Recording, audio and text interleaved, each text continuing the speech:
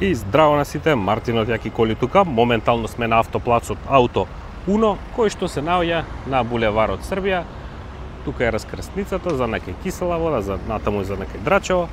Овдека е влезот, а овдека е тоа нас што ни треба денеска, тоест една мала презентација на Citroen C4.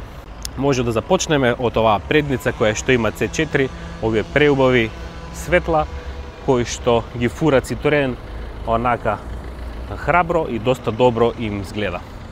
Така да оваа предница на почеток може би им беше чудна на некој, но како и да е со тек на времето дава тој еден футуристичен изглед кој што веќе се полека и другите марки го копираат, па дури и некои луксузни марки пробуваат некој ваков тип на фарови да направат.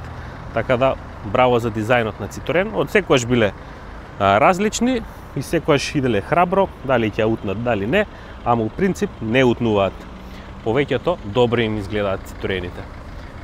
Ќе направиме една 360 обиколка, чисто да видиме од сите агли како изгледа. Не знам дали се приметува на камера, ама има многу интересни линии кои што ја пратат каросеријата, некои длабини, еви и овде. Тоа е све до дизајнот, значи не е дека нешто има проблем возилото, да не ве збуни. Одзади уште поинтересен изгледот, но сега ќе отварам оваа врата, чисто да ги видиме основните технички податоци, предпоставам наише тоа ќе ве заинтересира. 14.900 од 2021 година, 148.000 км, 1.5 HD, така да сасим солидно. 110 конски сили, коректни за оваа каросерија, така да нема да се чувствувате ниту бавни, ниту спори, сасим доволни се. Потоа и ќе ја провоземе, ќе видите дека доста е коректна и снагата. Еве го и задниот дел што го спомнав. Само погледнете колку интересно изгледа.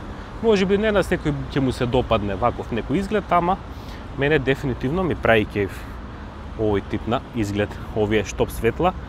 Еве ќе ги зумираме, чисто да ги видите дека се интересни по дизајн, дури и овој како мини спойлер што е одзади додаден, допринесува до поинтересниот изглед на Citroen. Во однос на задната клупа ќе седнеме да видиме колку е пространството. Јас претходно си го наместив седиштото по мои некои мерки, 183 сантима, и ќе видиме како е одзади. Епа сасим солидно и коректно. Имам доволно простор за нозете и како за главата. Доста пријатна атмосфера во Citroen C4-ката. Еве го предниот дел, нормално, сега ќе седнеме напред да го разгледаме и возачкото седиште заедно со инфотеймент системот. Во одредени технички податоци, бидејќи не ги знам во моментот ниту јас, можете да ги најдете на CarInfo или било кои други веб страни кои што ги имаат сите технички податоци. Ја ќе гледам колку можам и да ви ги пишам додека зборувам во однос на колку има зафатнина багажникот, колку е потрошњата, забрзувањето и така натаму. Предниот екран е минимален, минималистички, но доста интересен во однос на графиката и на одредените иконки што ги има. Тука имаме еден поголем екран. Нормално, пожелно е да има убава голема навигација, како што и овој пример го има.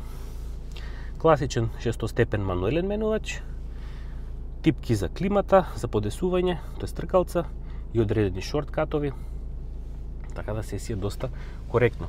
Седиштата се од штоф, но се доста пријатни.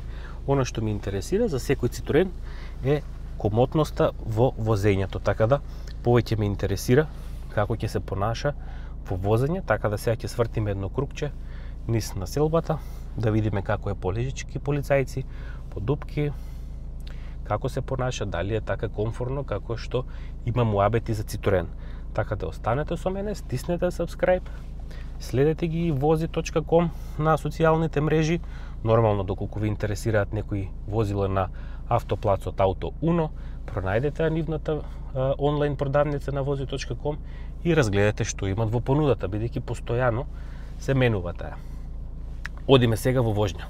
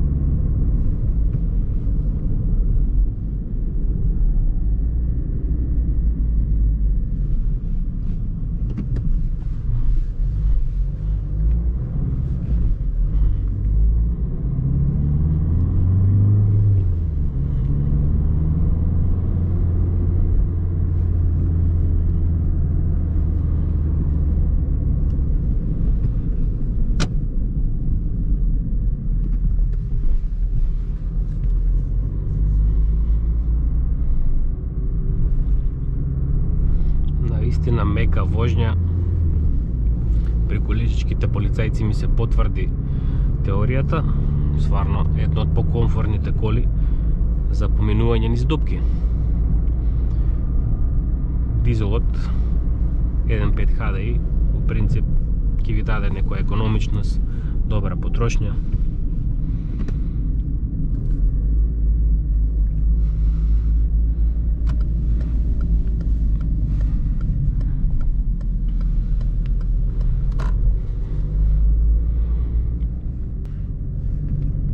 Уште еднашка баш намерно отидов по оваа уличка, чисто да ја видиме комоцијата на ова возило, бидејќи тука предничи она, во овај е предноста, да си поминувате лагано низ вакви лежачки полицајци. Дупки, нормално гледате да не ги погаѓате, ама ако евентуално ги погодите не е ни толку страшно. Добро ги абсорбира. Колку се издржливи, времето ќе покаже. Ипак е ова горе доли нова кола 2020, така да не е... Уште има добар век во однос на таа амортизација. Се враќаме сега на кај автоплацот Auto 1. Таму можете да го најдете ова возило. Ова сакам да го возам сега што иде. Го заборив и името. Али интересно возило кинеско.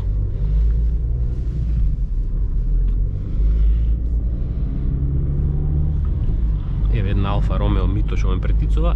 Квадрифолио Верде ја видовме на мојот канал, ако не сте ја виделе. Таа посебна верзија ја имам веќе на YouTube каналот.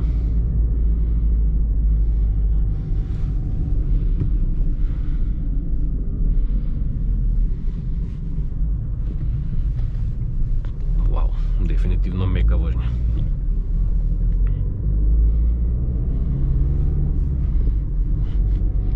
Фабричката навигација одлична.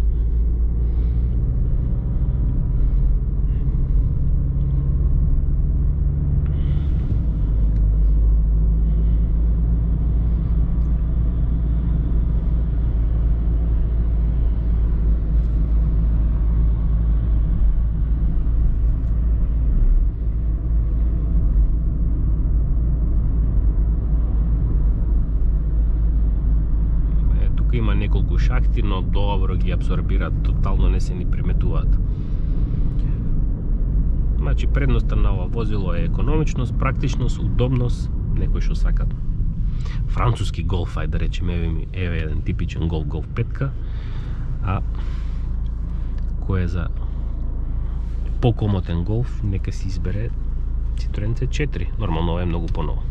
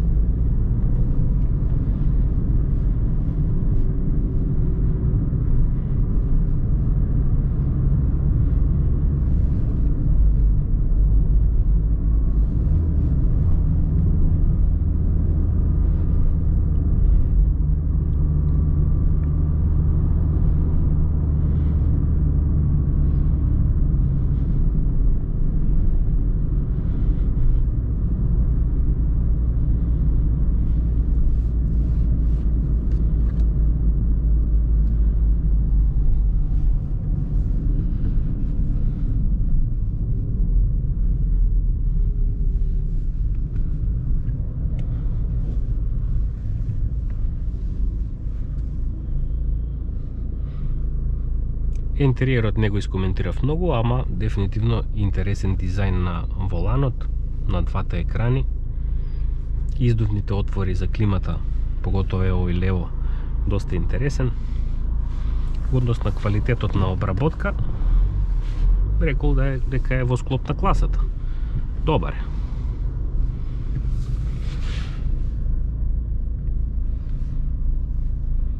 Некоја гумирана пластика што е очекувано. Али битно седиштата се доста удобни. Морам да ги пофалам. Еве го иначе автоплацот Auto 1 од мојата лева страна. Тука се наоѓа и ова возило.